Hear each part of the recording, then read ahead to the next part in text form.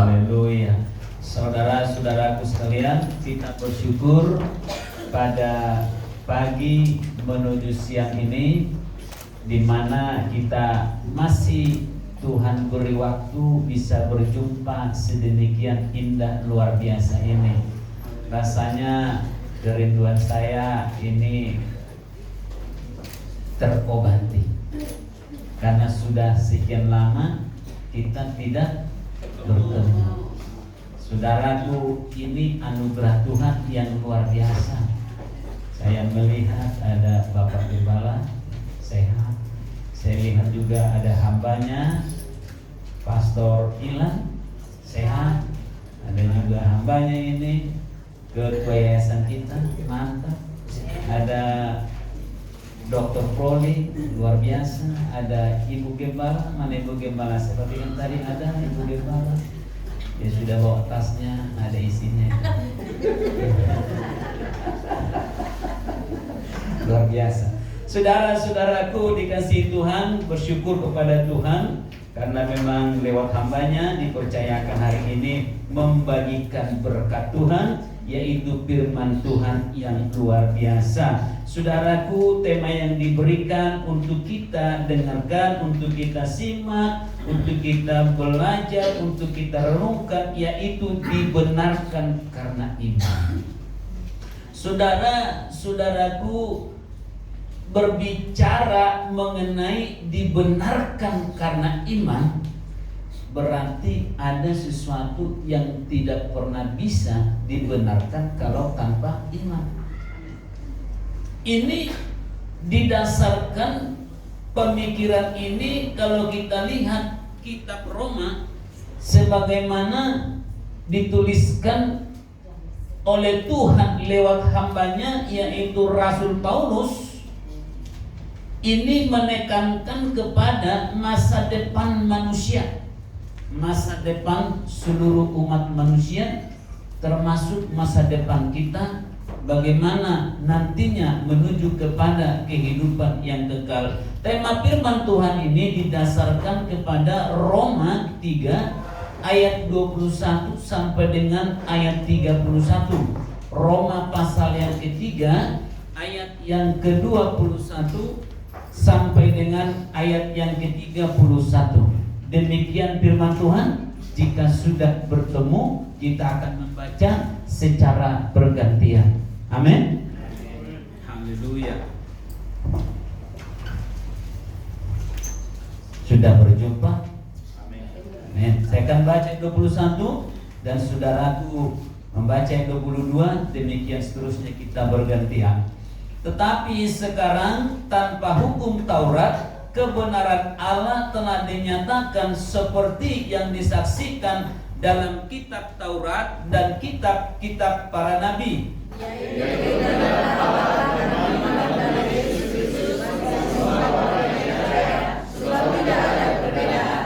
Karena semua orang telah berbuat dosa dan telah kehilangan kemuliaan Allah.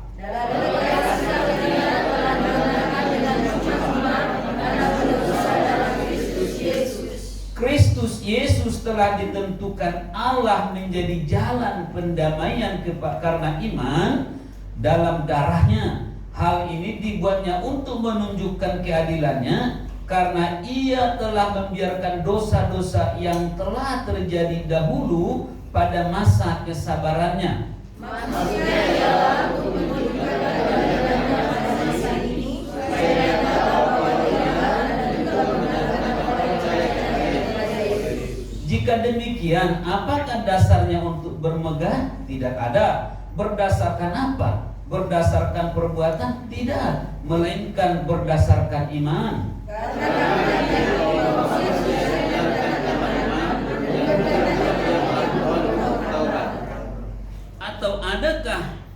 Atau adakah Allah hanya Allah orang Yahudi saja?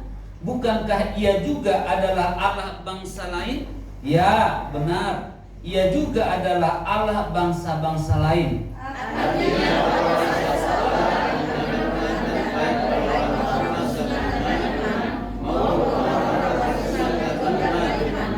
Jika demikian, demikian, adakah kami membatalkan hukum Taurat karena iman? Sama sekali tidak. Sebaliknya, kami meneguhkannya. Amin.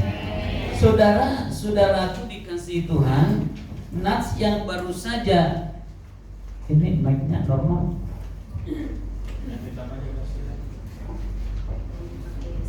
Berikan saya yang terbaik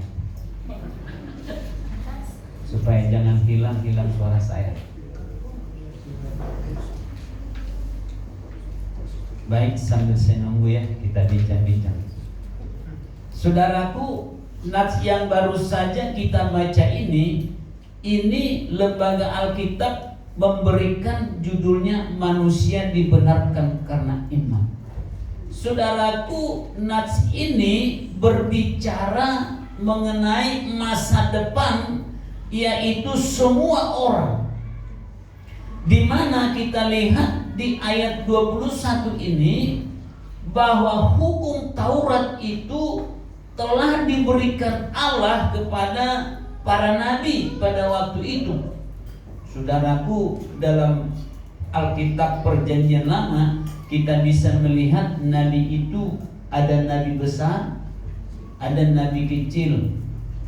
Bukan berarti karena badannya besar lalu nabi besar, lalu nabi kecil seperti saya kecil lalu disebut nabi kecil. Bukan begitu. Tapi kita lihat panjang pendeknya tulisan itu atau kitab itu. Jadi saudara-saudaraku, dalam nats ini juga dikatakan mengenai iman. Dan juga ada pribadi yaitu Yesus Kristus. Dan juga berbicara mengenai orang-orang percaya. Dan ternyata mereka tidak punya perbedaan, dikatakan yaitu kebenaran Allah karena iman dalam Yesus Kristus bagi semua orang yang percaya. Sebab tidak ada perbedaan. Jadi saudaraku, perlu kita pahami bahwa orang di hadapan Tuhan itu dari sudut pandang Allah nggak ada perbedaan katanya. Ini dalam teks ini dikatakan sebagai gambaran yaitu orang Yahudi dan non-Yahudi. Jadi kalau dibawakan kepada masa sekarang tentu kepada setiap suku dan juga berkata kepada setiap manusia, apakah laki-laki, apakah itu wanita, sama di hadapan Tuhan. Tetapi yang menjadi kunci di sini adalah iman. Di mana pembenaran itu berdasarkan topik atau tema yang diberikan dan didasarkan kepada kitab Roma 3:21 sampai 31 adalah mengenai pembenaran. Dan pembenaran itu karena iman. Saudara, kalau kita melihat di pasal 3 ayat 9 sampai dengan ayat yang ke-20, di situ diceritakan bagaimana bobroknya manusia itu. Saudara, semua manusia adalah orang berdosa. Berarti saudaraku, tujuan pembenaran adalah bagaimana manusia itu dibenarkan dari kesalahan itu. Saudara-saudara, kita lihat ayat 11 dikatakan dengan jelas, tidak ada seorang pun yang berakal budi. Tidak ada seorang pun yang mencari Allah. Semua orang telah menyeleweng, mereka semua tidak berguna, tidak ada yang berbuat baik, seorang pun tidak. Jadi makanya Bapak Ibu Saudara, dalam hidup kita seperti ini, benar yang dipertanyakan tadi, sebagaimana dituliskan oleh Rasul Paulus, siapakah kita sebenarnya? Jika demikian, dengan apakah dasarnya untuk bermegah? Ternyata betapa hinanya manusia itu. Tapi saudaraku, Yesus mau terhina supaya kita terhormat. Hanya saja kadang-kadang kita menodai kehormatan itu. Bukankah Allah akan menangis lagi di surga? Saudara, kalau kita melihat bagaimana di pendahuluan saya katakan manusia telah kehilangan kemuliaan Allah. Jadi sejak zamannya Adam dan Hawa, di mana dikatakan manusia sebagai sebutan untuk Adam, ia bersalah di hadapan Allah. Jadi kalau sudah bersalah, tentu bagaimana mengobati kesalahan itu supaya jadi tidak salah. Saudaraku, nggak ada cara lain. Maka dalam nas yang kita baca tadi itu, nggak ada seorang pun yang bisa benar karena perbuatannya. Nggak ada yang bisa benar karena hukum yang dibuatnya dan dilanggarnya.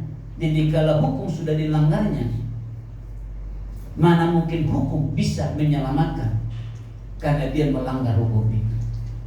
Saudaraku, manusia jatuh dalam dosa sehingga kena murka. Maka Tuhan pernah berkata, setelah manusia itu bertambah banyak, lalu kemudian perilakunya seperti ini, kerongkongan mereka seperti kubur yang ternganga, lidah mereka merayu-rayu, bibir mereka mengandung bisa, mulut mereka penuh dengan sumpah serapah, kaki mereka cepat untuk menumpahkan darah. Maka Tuhan pernah berkata, ia menyesal menciptakan manusia itu. Menyesal di situ, kecewa betul. Kenapa bisa kecewa? Kesegambaran dengan Tuhan itu telah hilang. Kesegambaran kemuliaan itu telah hilang dan manusia telah kehilangan kemuliaan Allah itu. Mulia itu terhormat. Jadi saudaraku, penebusan Kristus itu, ketidakhormatan itu membuatmu, membuatku, membuat kita menjadi terhormat. Enak. Tapi saudara-saudaraku, ada banyak orang tidak memahami itu. Tapi pada hari ini ada ratusan mata yang melihat saya. Pastilah menjaga kehormatannya itu. Amin. Saudaraku, diusir mereka. Orang yang sudah kehilangan kemuliaan itu, orang yang sudah kehilangan kehormatan itu, diusir dari tanah yang terhormat. Taman Eden itu taman yang mulia, taman yang suci, taman yang terhormat, tempat orang yang terhormat. Saudaraku, ketika Adam dan Hawa tidak menjaga kehormatan itu, diusir dia. Saudaraku, kita pun begitu. Jadi suami itu kehormatan loh. Jadi istri itu kehormatan loh. Jadi jemaat itu kehormatan loh. Jadi pekerja Tuhan itu kehormatan loh. Siapa yang tidak menjaga kehormatannya akan diusir dari taman kehormatan itu. Jadi saudaraku, kita ini orang-orang mulia. Kita ini orang-orang yang dimuliakan oleh karena mulianya Tuhan itu. Masakan kita mau menodai kehormatan itu? Saudaraku, jelas Taman Eden itu adalah wilayah yang dipersiapkan untuk sebuah bagaimana Tuhan berkarya di sana. Di situ ada ilmu pengetahuan. Tuhan berkata, Adam, namai dulu semua hewan-hewan ini. Pintar berhitung. Kenal dia flora dan fauna. Hewan darat dia tahu. Pintar. Maka laki-laki mesti pintar. Jadi kita yang di sini mesti seperti Adam juga pintarnya. Jadi wanita-wanita, cari laki-laki yang pintar. Jemaat, cari hamba Tuhan yang dekat dengan Tuhan. Baru terimpartasilah urapannya. Saudaraku, upahnya adalah kematian kekal. Jadi kematian. Jadi kalau kehormatan kita itu sudah ternoda, kemuliaan Tuhan ini yang kita miliki ternoda, maka apa yang terjadi? Kematian kekal. Tapi Tuhan tidak mau itu. Tuhan berkata, kasihan aku melihat mereka itu, kasihan aku melihat umatku itu. Jelas dikatakan apa? Karena begitu besar kasih Allah kan dunia ini. Amin. Karena tanpa itu hidup manusia tidak ada harapan. Tidak ada harapan. Orang kita bobroknya bukan main, dikatakan di sini nggak seorang pun ada yang berakal budi katanya. Tidak ada seorang pun yang mencari Tuhan. Semua orang telah menyeleweng. Mereka semua tidak berguna. Tidak ada yang berbuat baik, seorang pun tidak. Kerongkongan mereka seperti kubur yang ternganga. Mengerikan. Jadi saudaraku, yang ada putus asa. Jadi saudara, tanpa ada pembenaran, manusia itu tanpa harapan. Tanpa ada pembenaran, maka manusia itu masuk dalam kematian yang kekal. Saudara, kalau bicara pengharapan ini, kalau dalam bahasa Ibrani katakan apa? Wetikva aharij. Artinya itu semacam kalau ada jembatan dari sini ke sana. Pernah ada jembatan gantung kan? Jadi kita nggak bisa nyebrang ke sana, nggak ada harapan. Ada jembatan itu. Jadi pengharapan itu adalah jembatan. Walaupun kita lewat jembatan itu kadang-kadang goyang kan? Sekalipun goyang, tapi tetap aja sampai tujuan, betul? Makanya begini, kalau dalam hidup kita ini ada goyangan-goyangan hidup, ada guncangan-guncangan, nggak usah takut, yang penting nggak jatuh, pasti nyampe di. Kenapa dia katakan ada harapan, dan harapan untuk sampai ke tujuan yang mulia nanti, yaitu surga, adalah pembenaran karena iman kepada Yesus Kristus. Pak Pendeta, kok sekarang bicara surga kita masih di dunia? Mau terus di dunia ini? Memang sekaranglah pembicaraan itu ada. Saya pernah berjumpa dengan beberapa orang kawan-kawan. Dia bilang kepada saya, kenapa kita sekarang bicara surga? Di dunia saja kita masih susah seperti ini. Saya berpikir, kawan ini ngerti firman Tuhan tidak? Dunia ini bukan tempatmu. Dunia ini bukan tempat kita. Tempat kita di sana. Ini yang kita bicarakan. Persiapannya sekarang. Jadi saudaraku, salah satu persiapan itu mesti benar. Karena apa? Tempat yang di sana itu tempat orang-orang benar. Nggak ada orang bersalah di situ. Jadi saudaraku, dunia ini adalah tempat orang salah. Dunia ini bukan tempat orang-orang benar. Tapi kalau kawan-kawan ada mau di dunia ini terus, nggak apa-apa. Itu urusanmu, itu urusan saya, itu urusan kita. Tapi ternyata Tuhan tidak mau itu. Dia bilang begini, anakku, melalui hambaku Rasul Paulus, ku sampaikan firman ini, di mana ada pembenaran. Dalam bahasa Yunani dikatakan adalah dikaio, dari kata dikaio, artinya adalah membenarkan. Jadi bagaimana dia? Ini udah salah betul nih, dibenarkan. Ya udahlah. Kalau orang masih bisa berkata, ya sudahlah, antara dua itu, frustrasi atau memang ada langkah-langkah yang sudah dipikirkan. Jadi kalau orang datang kepada hakim yang lalim, kan datang terus kan orang itu, daripada nyusahin orang ini, nyusahin saya, ya udahlah saya loloskan. Apakah memang Tuhan begitu? Oh, tunggu dulu. Lebih dari itu, dia masih korbankan perasaannya. Tapi kalau Allah lewat anaknya, dia berikan nyawanya, mahal. membela perkara. Apa perkara kita? Dosa, kesalahan, ketidaksetiaan. Lalu artinya apa dikatakan? Tidak bersalah, bebas. Makanya Bapak Ibu Saudaraku, kita ini dibeli dengan darah yang mahal. Dalam bahasa Yunani dikatakan apa? Lutron. Lutron itu semacam jual beli di pasar, minimal seperti pasar baru.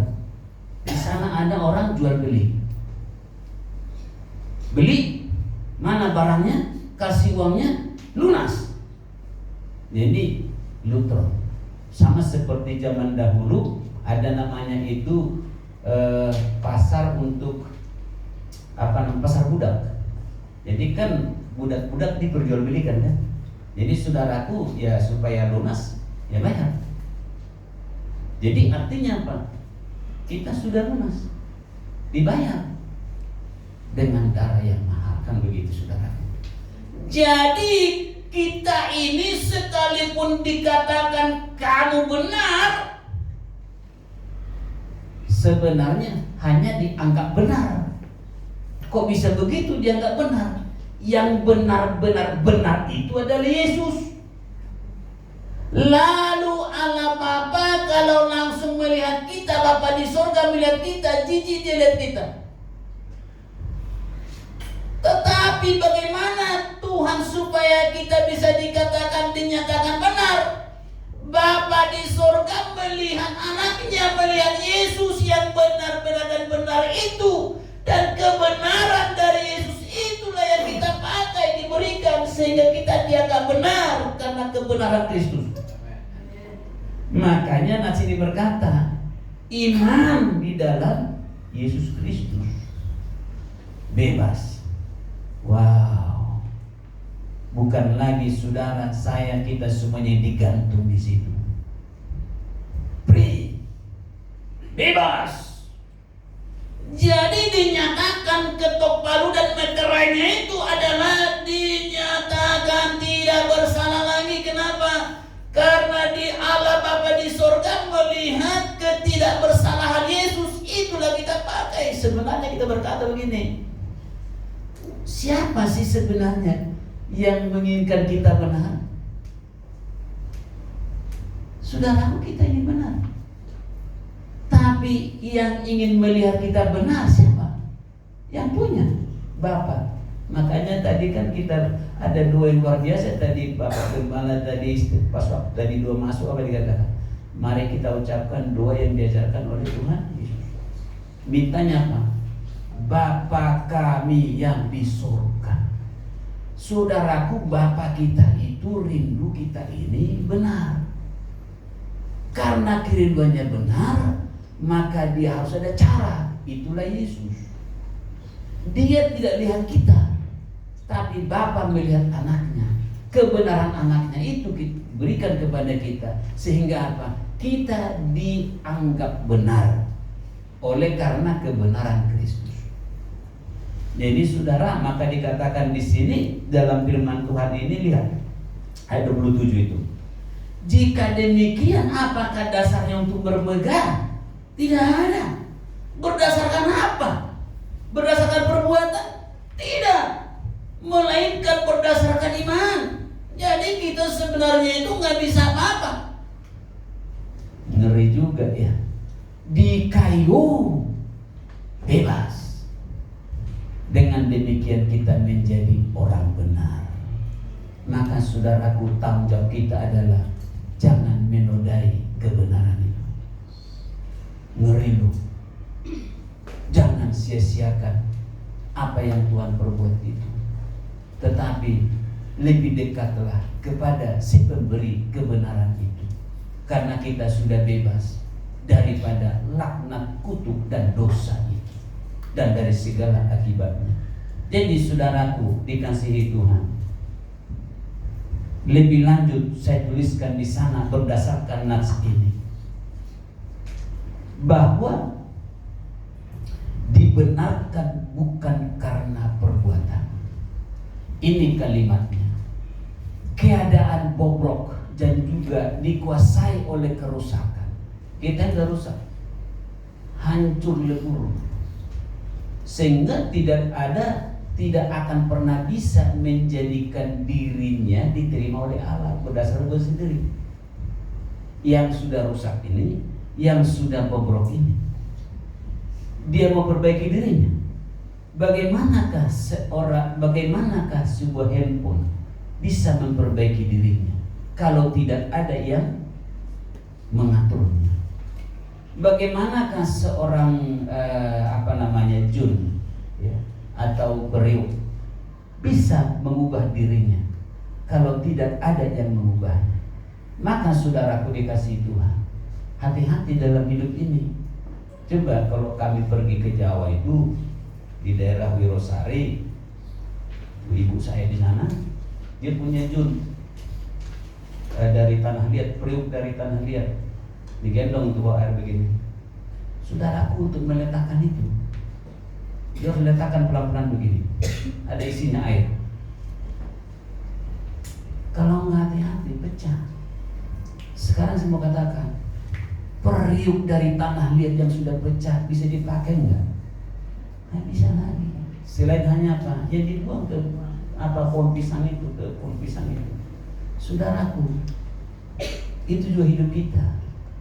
Kalau saudara pecah dari kehormatan hidup itu, saudaraku rusak begitu, nggak ada gunanya lagi. Maka saudaraku, jaga baik-baik pembenaran yang diberi Tuhan itu. Itu adalah kehormatan.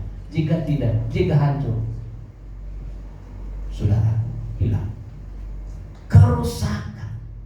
Jadi saudaraku, kita ini karena sudah bobrok, karena sudah rusak, nggak bisa lagi. Mau berbuat apa? Jadi saudaraku, keadaan ini harus dibereskan murni hanya melalui kasih karunia. Tuhan berkata dalam firman-Nya tadi 24, dan oleh kasih karunia telah dibenarkan dengan apa saudaraku? Cuma-cuma. Karena penebusan dalam Kristus Yesus. Cuma-cuma. Tapi yang punya itu, diberikan itu kepada yang sungguh-sungguh percaya.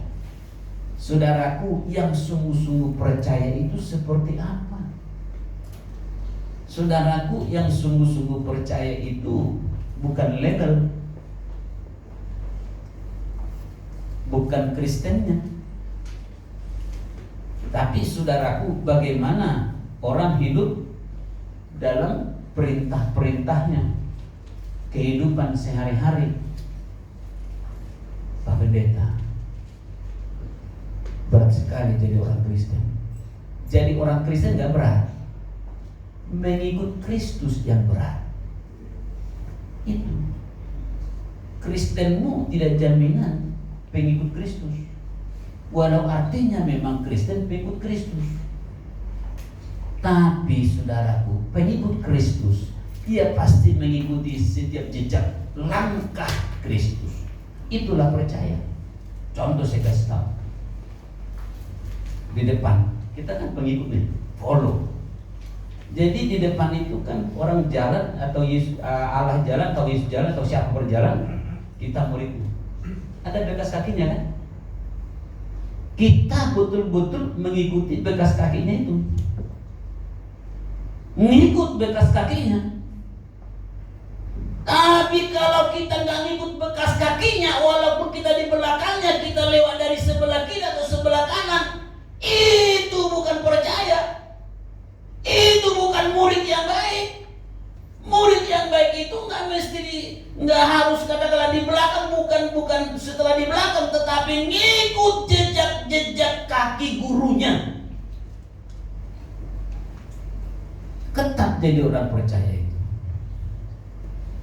Kalau jadi Kristen gampang, misalnya KTP Kristen, gampang itu. Tapi Paulus ini sungguh-sungguh menekankan, ikuti jejak Kristus itu. Mudah enggak? Tapi saudaraku, dia bilang, ada Roh Kudus yang kukirim untuk memimpin, membimbing, menginsyafkan. Pertanyaannya, Anda kenal enggak Roh Kudus itu? Betul nggak kita kenal Roh Kudus itu? Saya bergumul puluhan tahun merenungkan pertanyaan dosen saya tentang hal itu. Janes, engkau kenal nggak Roh Kudus itu? Tahu nggak kau Yesus itu siapa? Bingung saya. Ketemu juga kagak. Lihat mukanya seperti apa? Tidak. Kutemukan jawabannya. Berbahagialah kau yang tidak melihat namun percaya. Jadi ternyata saudaraku sungguh-sungguh percaya. Believe. Fidelity. Kesetiaan. Siapakah yang setia?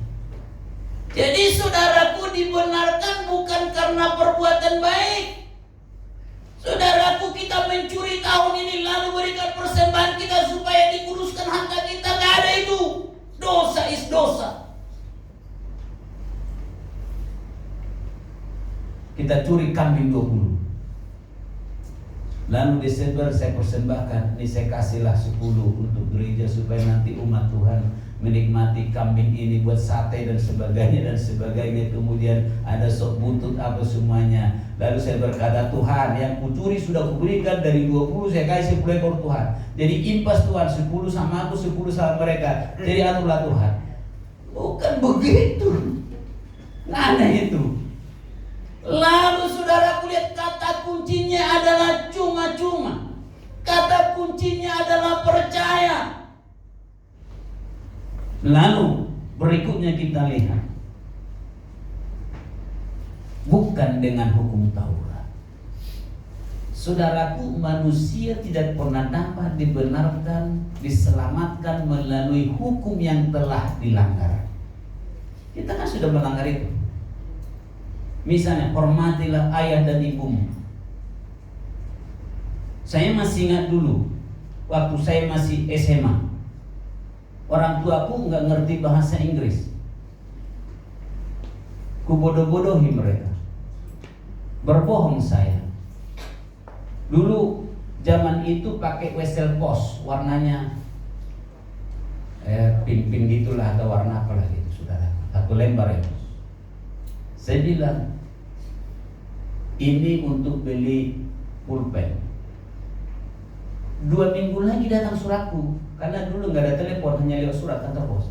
Saya buat lagi surat, beli ballpoint. Bingung dia, dan nggak tahu dia itu, padahal pulpen sama ballpoint sama tuh. Double itu, beli buku tulis lagi, beli buku, penggaris, ruler, double itu. Bukankah manusia juga seperti itu, sudah bobrok di hadapan Tuhan? Makanya kita kan kadang-kadang seringkali nyogok Tuhan kan. Coba kalau pergi naik pesawat yang harus ada turbulensi. Tuhan tolong. Oh Tuhan tolong. Lalu pendeta bilang, Tuhan jangan dulu jatuh pesawat ini, masih ada ladang Tuhan yang belum terjangkau. Dengan harap-harap Tuhan beri keselamatan. Nyogok itu. Saudaraku, karena hukum itu menunjukkan kejahatan kita. Jadi kalau ada hukum Taurat, ditunjukin, lo itu, ini kesalahanmu. Kamu itu, ini kesalahanmu lo, ini melanggar hukum ini lo. Jadi kalau kita sudah melanggar itu, bagaimana yang kita langgar itu bisa menyelamatkan kita? Nggak ada itu. Tetapi justru pelanggaran itu, tanda-tanda itu, ramu-ramu itu memperjelas kepada kita, you berdosa, kau langgar ini, memperjelas kesalahan kita. Maka Paulus berkata apa? Oleh karena hukum Taurat itu pintu masuk dosa, katanya, pelanggaran. Coba kalau nggak ada peraturan, ada nggak pelanggaran? Nggak ada. Karena ada peraturan, ada pelanggaran. Jadi kalau sudah kita langgar peraturan, bagaimana mungkin peraturan itu membenarkan kita? Tetapi justru peraturan itu memperjelas kesalahan kita, bukan membenarkan kita. Justru pelanggaran itu ada poin-poinnya, menjelaskan ini hukumanmu, penjara 5 tahun. Tidak ada yang bisa menyelamatkan dengan hukum itu. Jadi hukum Taurat itu apa? Namun jika kita tidak pernah melanggar hukum itu, nih, lihat nih. Kalau kita nggak pernah melanggar hukum itu, maka kita dapat dibenarkan oleh hukum itu. Kan nggak pernah melanggar.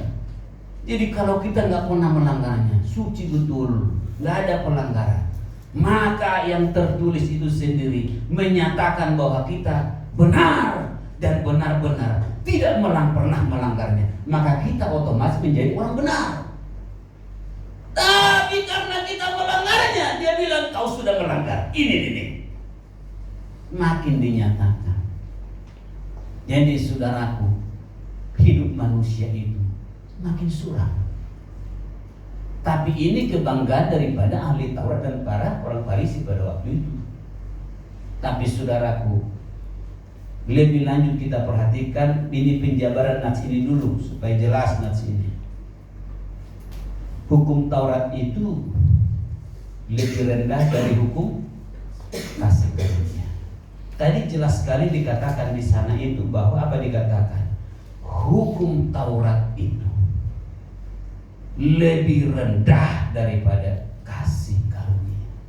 Jadi meskipun hukum Taurat tidak akan membenarkan, bukan berarti hukum Taurat itu percuma, bukan. Itu dari Tuhan, itu dari sang penulis, sang pengukir, itu dari Allah yang kudus. Kalau itu dari Allah yang kudus, hukum pasti kudus. Hukum Taurat masih berguna. Untuk apa? Menuntut, menghadapi masa depan kita, supaya kita baik-baik saja ke masa depan. Alkitab juga berkata, supaya engkau baik-baik saja, tubuh, jiwa dan rohmu baik-baik saja. Saudaraku, Alkitab mengatakan itu. Namun di atas itu, berdoalah saudaraku, supaya engkau baik-baik saja, katanya. Saudara, ini berkata kepada kita begini, harus mengakui dan tunduk kepada hukum Taurat itu sebagai peraturan yang ada di tangan Allah. Tapi lihat, peraturan tersebut lebih rendah daripada hukum kasih karunia, hukum yang cuma-cuma. Kalau hukum Taurat ada permintaannya, tapi ini permintaan itu dipenuhi dalam Kristus dan kita memperoleh dengan cuma-cuma hanya oleh karena kasih karunia. Jadi sama sekali di sini saya katakan bukan berarti mengatakan bahwa hukum Taurat itu bahwa hukum Taurat itu artinya kita buang, bukan. Tapi Paulus berkata ayat 31, coba lihat. Jika demikian, adakah kalian membatalkan hukum Taurat karena iman? Sama sekali tidak, sebaliknya kami meneguhkan hukum Taurat itu. Kenapa hukum Taurat itu? Ternyata saudaraku, Alkitab ini berkata supaya terlihat kesabaran Allah pada masa lalu dan keadilannya pada masa kini. Ayat yang ke-25 jelas dikatakan, karena ia telah membiarkan dosa-dosa yang terjadi dahulu pada masa kesabarannya, tetapi sekarang dia tunjukkan pada masa keadilannya. Artinya ada saatnya Allah nggak sabar lihat kita. Ngeri juga ya. Padahal Tuhan bilang Allah kita panjang sabar, bukan berarti tidak ada batasnya. Benar nggak? Panjang, pendek, panjang, endingnya ada juga kan? Jadi kalau sudah kehilangan kesabaran Allah, tentu dengan ukuran Tuhan, putus juga kita. Maka saudaraku, siapa tidak menghargai kasih karunia? Maka katakanlah orang-orang Yahudi pada waktu itu yang dengan hukum Taurat, putus mereka, hancur mereka. Saudara, ini pelajaran buat kita. Lalu bagaimana yang sebenarnya? Masuklah kita kepada inti menjawab judul kita. Di mana saya tuliskan Pembenaran hanya melalui iman, bukan dengan hukum Musa. Jadi saudaraku, hukum Musa adalah perbuatan kita. Pembenaran hanya boleh diharapkan, saudaraku, pembenaran hanya boleh diharapkan melalui iman akan kebenaran Kristus. Jadi saudaraku, kebenaran Kristuslah yang kita miliki sehingga kita dinyatakan benar. Tidak ada kebenaran lain. Tetapi ternyata kuncinya adalah iman. Saudaraku, apakah Anda kenal iman? Apakah tahu seperti apa iman? Wujudnya gimana sih? Seperti apa sih bentuknya iman itu? Saudaraku, ini perlu kita dalami lebih lagi. Saudara, kebenaran Allah telah dinyatakan di bawah kuasa Injil. Saudara-saudaraku, itu dengan jelas dikatakan dalam firman Tuhan ini, di mana dikatakan saudaraku, semuanya telah ada di bawah kuasa Injil. Injil itu berbicara mengenai Kristus, dari kelahiran sampai kematian sampai nanti kedatangan. Jadi saudaraku, kita dapat dibenarkan tanpa harus melakukan hukum Musa. Jadi bukan lagi hukum Musa itu, bukan lagi hukum Taurat itu menjadi patokan. Enggak lagi. Tetapi bukan berarti kita akan lakukan itu. Kita mesti turuti hukum itu. Kita mesti lakukan hukum itu. Tetapi ingat, bukan hukum itu yang memberikan kebenaran bagimu, tapi justru memperjelas hukuman bagi kita, kesalahan kita. Jadi saudaraku, saya tadi katakan singgung, hormatilah ayah dan ibumu supaya lanjut umurmu di tanah yang diberikan Tuhan Allahmu kepadamu. Saudara, berapa kali marah-marah sama ibumu? Berapa kali kita dustai ayah kita? Padahal di situ rahasia panjang umur loh. Berarti orang-orang yang pendek umurnya, jangan-jangan dia tidak menghargai orangnya. Supaya lanjut umurmu. Di mana? Di tanah ini yang diberikan Tuhan Allahmu kepadamu. Jadi saudaraku, rahasia, salah satu rahasia panjang umur, hormati ayah dan ibumu. Jangan kau bilang, mengapa dilahirkan aku begini? Ya jangan tanya ibumu, tanya Tuhan. Wih, memang jadi Kristen itu enak, mantap. Apa sih iman itu? Iman itu posisinya garansi keselamatan. Jadi mesti ngerti betul iman itu apa. Kalau bicara keselamatan dalam Alkitab, saya coba kutip dari Lukas 3:23 itu apa? So. To save, to heal, preserve, rescue. Saudaraku, aman. Jadi istilahnya dengan iman itu kita aman. Aman dalam tangan Tuhan. Jadi saudaraku, iman itu berbicara Anda dan saya, kita semua ada dalam tangan Tuhan. Yakin enggak kita di situ? Di tangan Tuhan. Di tangan Tuhanlah ada pengharapan. Tanpa di tangan Tuhan tidak ada pengharapan. Jadi iman itu saya coba kutip dari Matius 8:10. Banyak sekali kata iman dari kita. Pistis, assurance, berarti jaminan, garansi. Saya mau asuransi ini kan begitu. Kalau nanti saya sakit, ada jaminan buat saya. Nanti akan di cover, kan begitu. Nanti akan ditolong saya. Di dalamnya ada pertolongan. Di dalam iman itu ada pertolongan. Di dalam iman itu ada jaminan. Di dalam iman itu ada damai sejahtera. Coba kalau berobat nggak ada uangnya, damai nggak? Berarti iman itu adalah garansi damai sejahtera. Maka orang-orang beriman harus punya damai sejahtera. Istri yang beriman damai sejahtera walau uang belanjamu terlambat. Anak-anak muda yang kerja, yang kos, yang lagi studi, kalau kau punya iman, tidak perlu kau menggerutu. Kenapa? Tuhan bilang indah pada waktunya. Siapakah yang bisa ngatur waktunya Tuhan? Siapakah yang bisa mengajari Tuhan?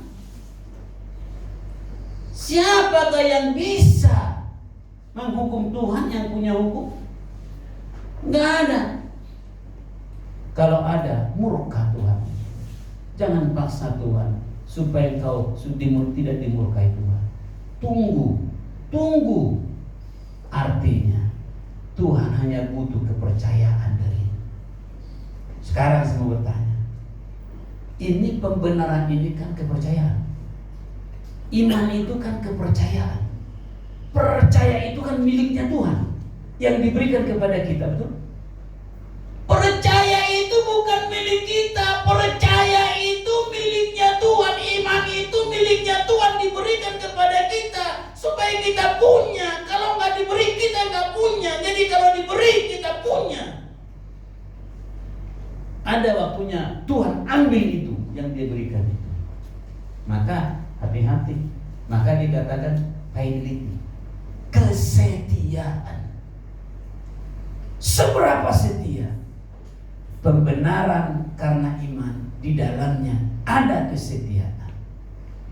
Saudara, trust, bisa dipercaya.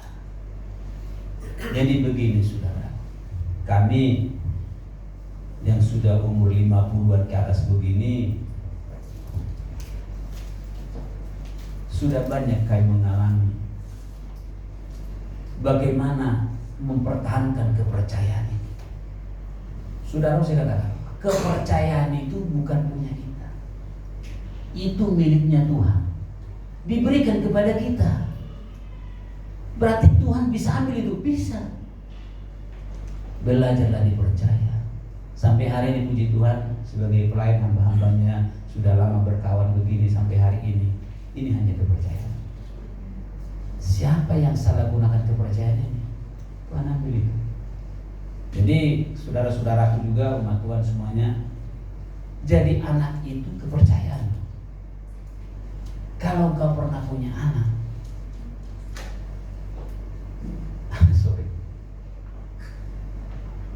kalau kita pernah jadi anak dan engkau punya yang punya anak, itulah Bapak Ibu, yakinlah kau, engkau pun nanti akan sampai kepada jadi seorang ibu, kan begitu. Lalu jika engkau dan saya waktu itu nakal-nakal kepada orang tua, nanti anak-anak kita juga berbuat seperti itu. Maka aku sadari kalau sekarang anakmu gak bisa kuperintah, saya bilang, istri saya pernah tadi itu, siapalah yang ditirunya ini. Ini terutama anakku yang paling bontot ini, yang menjadi pergumulan kami. Ini dari tukang apa yang di jalan itu, Pak Oga. Dari Pak Oga, tukang bengkel, tukang jual tempe, semuanya kenal. Jadi kalau lewat dari sana itu, Bang kata, tapi dong siapa namanya sini, Bang Jo panggil. Jadi semua, terus kemudian pergaulannya. Lalu saudaraku ini masih SMP kelas 3 nih. Nah ini Tuhan loh, hati-hati hamba-hamba ini calon-calon pendeta ini. Ini pemain keyboard tunggal di GBI Pentakosta, dapat gereja Pentakosta, kebalik. Dia punya. Ayo bertobat. Dia gaya merokok kan. Masih kusimpan di sini fotonya merokok. Supaya nanti kalau dia menjadi pendeta, aku tunjukkan ini dulu.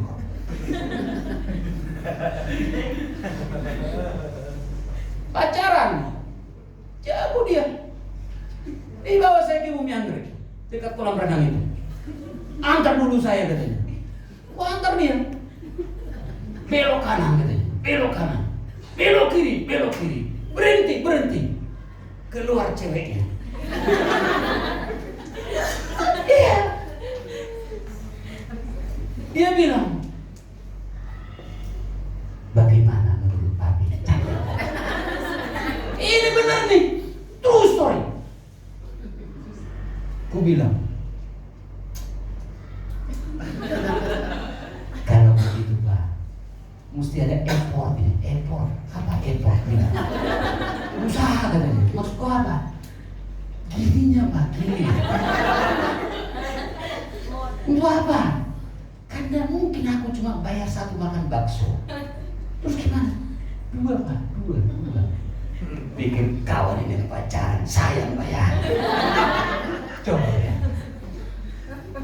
Ini pergumulan. Ini sekarang yang lagi suka burung merpati. Teras rumah kotor, ibunya uring-uringan. Jangan kau kotori itu katanya. Apa jawabnya? Santai aja kali. Bertelur burung merpatinya. Dilihat sana sini begini. Dia ambil handphone di center-center. Sebelah baru bertelur. Itu enggak, sudah ada anaknya di dalam, dipecahin kemarin itu. Bagaimana betul ada anaknya? Saudaraku, ini kali ini. Saya yakin ini gambaran ini dari surah siapa. Jangan permainkan kesetiaan Tuhan itu. Iman itu apa sih? Saya berikan tadi gambaran anak saya itu apa? Pernak-pernik kehidupan, lika-liku kehidupan. Tapi saudaraku, saya mau katakan begini. Mungkin dia belum mengerti kehidupan ini. Tadi saya katakan kami 50 tahun ke atas, kami sudah mengerti. Tapi bagaimana anak yang dalam pengertian anak Tuhan yang masih imannya kecil, belum dewasa, rohaninya masih kanak-kanak seperti anak yang tadi. Tapi saudaraku, lika-liku itu mesti dijalanin. Kita pun begitu mengikut Tuhan mesti dijalanin. Tapi dalam perjalanan itu waktunya akan tiba, kita tidak bisa mengelak. Iman harus dipertanggungjawabkan. Yakin kita? Sekarang pun kami begini, iman mesti kita pertanggungjawabkan. Puluhan tahun jadi pelayan, jadi pendeta, jadi pendidik. Kami harus pertahankan iman kami. Kenapa saudaraku? Karena kami tidak mau anak didik kami melenceng dari jalan kaki kami. Itu pergumulan. Saudaraku, iman itu adalah kesetiaan. Di dalamnya ada konsistensi. Di dalamnya ada trust dan ada kepercayaan. Dan semua itu miliknya Tuhan yang diberikan kepada kita, dipercayakan. Dan ada waktunya itu diambil kalau nggak bisa dipercaya. Lalu saudaraku, kalau kita sudah melihat betapa indahnya dibenarkan, cuma-cuma, gratis, bukan dengan perbuatan, enak tinggal menikmati, tapi jangan salah. Ternyata orang beriman itu, yang dibenarkan itu punya tanggung jawab. Apa tanggung jawabnya? Dan saya mau katakan juga sebelum ke sana, mereka itu adalah orang-orang istimewa. Jadi saudaraku, jangan lagi anggap diri terhina. Kita nggak boleh merasa kita ini orang tidak ada apa-apanya. Jadi makanya kalau ada pujian dari sini atau siapa, jangan katakan siapakah kita ini. Tidak ada apa-apanya kita ini. Ternyata Tuhan jawab, you adalah orang-orang istimewa, spesial di hadapan Tuhan. Tahu spesial? Kan kalau ada pacaran kan, siapa dia itu? Teman biasa. Siapa dia itu? Beda coba kan? Spesial. Lama jawabnya kan? Kalau ada yang khusus. Jadi saudaraku, istimewanya pembenaran oleh bukan hanya milik orang Yahudi, tapi milik semua orang. Tidak ada perbedaan. Berarti kita pun istimewa di hadapan Tuhan. Tapi sebagai orang yang istimewa ada tanggung jawabnya. Apa tanggung jawabnya itu? Saudara, agak panjang karena kita lama juga saya dijadwal Pak Gembala, maka aku panjang-panjangin. Kalau tiap bulan ditaruh aku di sini, aku pendekin juga. Tapi karena lama aku panjangin. Yang pertama, ya, supaya saudara jangan ngantuk lah kan begitu. Yang pertama saudara, apa sih tanggung jawabnya? Hidup orang dibenarkan karena iman. Yang pertama adalah ternyata orang yang dibenarkan itu harus bertumbuh dalam kasih karunia dan dalam pengenalan Allah. Saudaraku, nggak boleh kita tetap jadi anak-anak, nggak bisa jadi bayi-bayi rohani, nggak bisa. Tapi kita mesti melangkah walau kadang jatuh. Kita mesti jalani jalan itu. Nggak boleh berhenti. Begitu berhenti kita akan jatuh. Pesawat kalau berhenti di atas sana, jatuh nggak? Jatuh. Makanya nggak ada lampu merah di atas itu. Jatuh. Dan ternyata di langit sana itu ternyata ribuan pesawat yang lalu lalang. Tapi kenapa nggak kita lihat? Saya coba, ternyata untuk turun ke bandara itu ribuan pesawat ternyata. Tapi kenapa nggak tabrakan? Saudaraku, dia harus jalani kehidupan. Jalanilah kehidupan rohanimu. Dari kecil nanti kau bertemu sepanjang jalan itu. Kenapa saudaraku dikasih Tuhan? Tetapi bertumbuhlah dalam kasih karunia dan dalam pengenalan akan Tuhan dan Juru Selamat kita, Yesus Kristus. Baginya kemuliaan sekarang dan sampai selama-lamanya. Jalani kehidupan ini. Jangan berhenti. Mungkin dalam perjalanan engkau merasa ditinggal, tapi Tuhan tidak begitu. Saya kasih satu ilustrasi begini. Saya diingatkan istri saya mengenai ilustrasi ini. Sudah benar. Dia bilang begini. Ada seorang dulu kaya raya, sukses. Jadi waktu sukses orang itu, dia semangat mengikut Tuhan. Oh Tuhan, Engkau baik, bersaksi terus. Luar biasa Tuhan itu. Saudaraku, suatu saat orang sukses ini berubah jadi tidak sukses. Jadi saudaraku dikasihi Tuhan, ketika ada cerita ini tapak kaki Tuhan di tepi pantai. Jadi ketika orang sukses ini, orang kaya ini, orang berhasil berjalan di tepi pantai, waktu dia sukses, dilihat ada 4 bekas kaki. 2 bekas kaki Tuhan, 2 bekas kaki dia. Ada 2 pasang kan begitu. Ketika sukses dilihat ada kaki. Tapi ketika sukses bangkrut dia, hancur hidupnya, banyak pergumulan. Pergilah dia juga ke tepi pantai. Ia berjalan lagi di situ. Tapi tidak ditemukan lagi bekas kaki itu. Lalu dia bilang kepada Tuhan, Tuhan Engkau kejar. Dulu waktu aku sukses, aku tahu ada kakimu di situ. Firman berkata, Immanuel, seperti King Mi, Immanuel. Tuhan menyertai King Mi beserta King Mi kan begitu. Maka makin bertumbuh jemaat. Saudaraku, dia protes. Mana Tuhan, Engkau bilang Engkau menyertai aku. Sekarang di sini bekas kaki cuma sepasang, cuma kaki saya ini.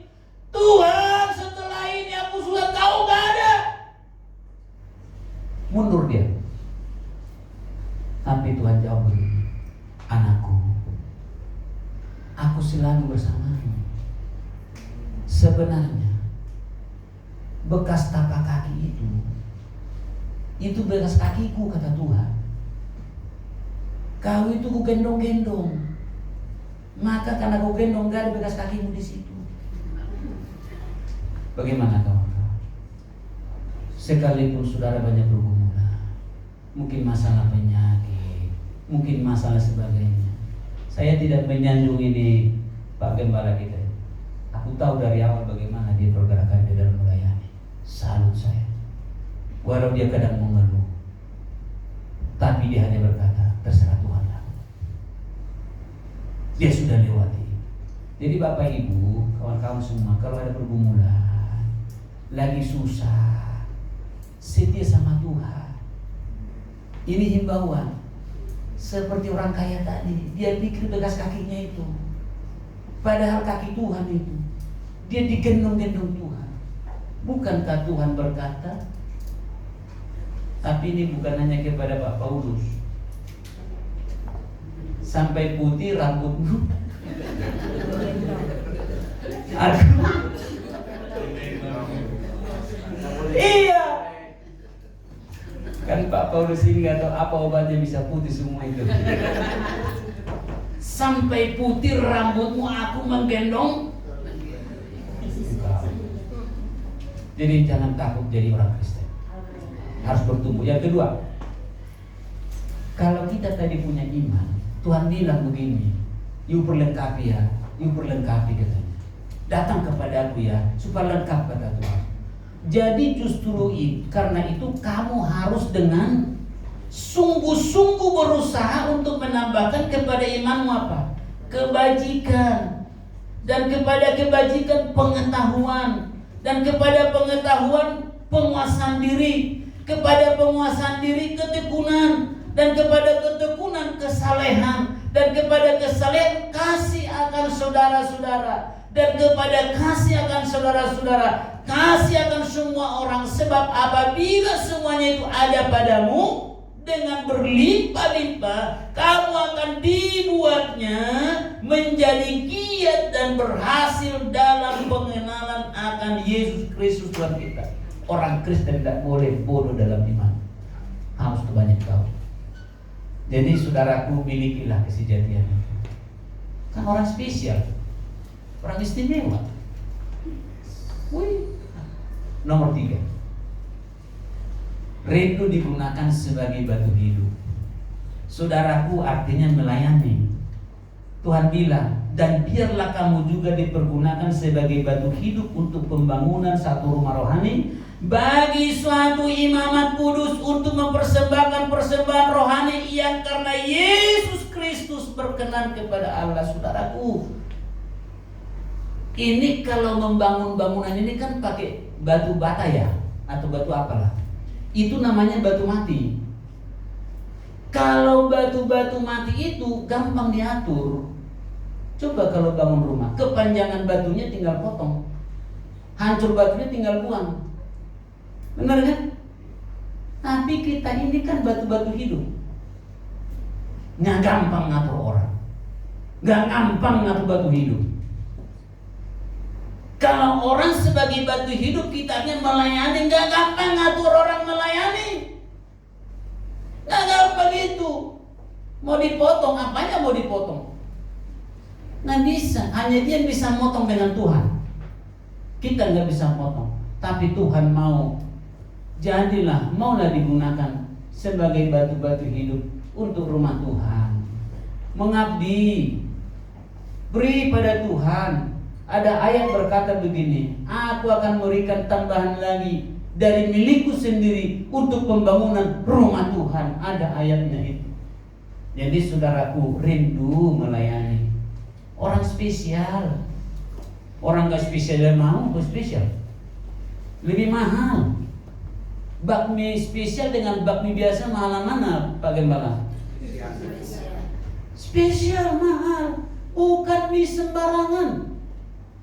Bukan orang-orang sembarangan, bukan batu-batu hidup yang sembarangan, istimewa pilihan.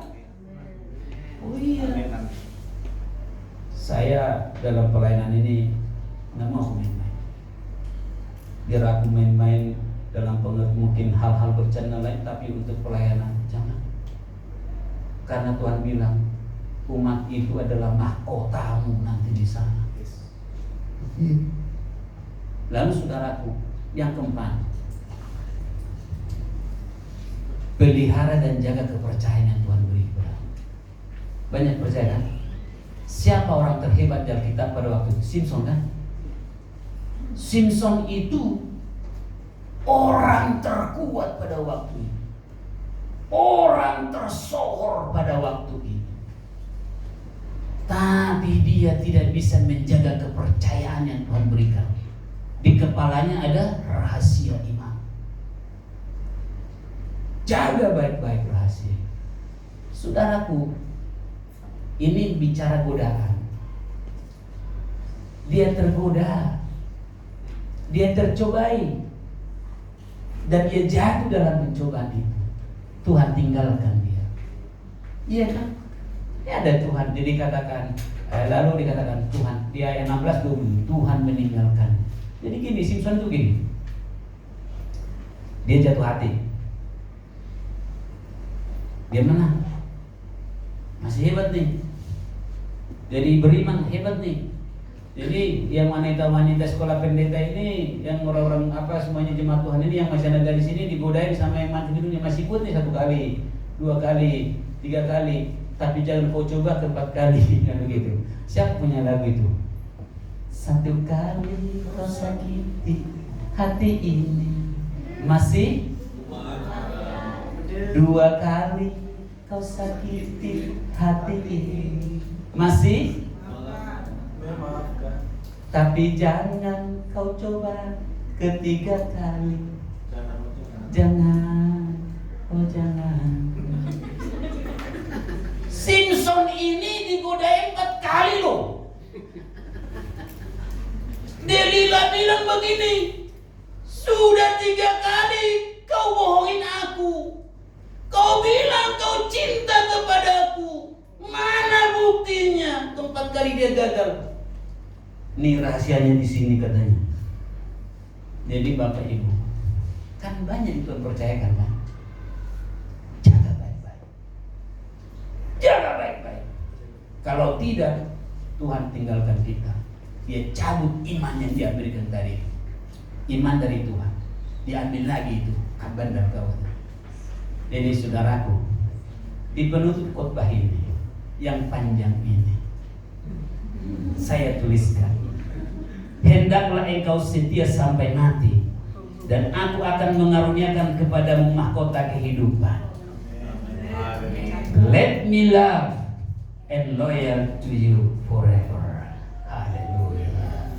Jangan Sirait berkata, God bless you.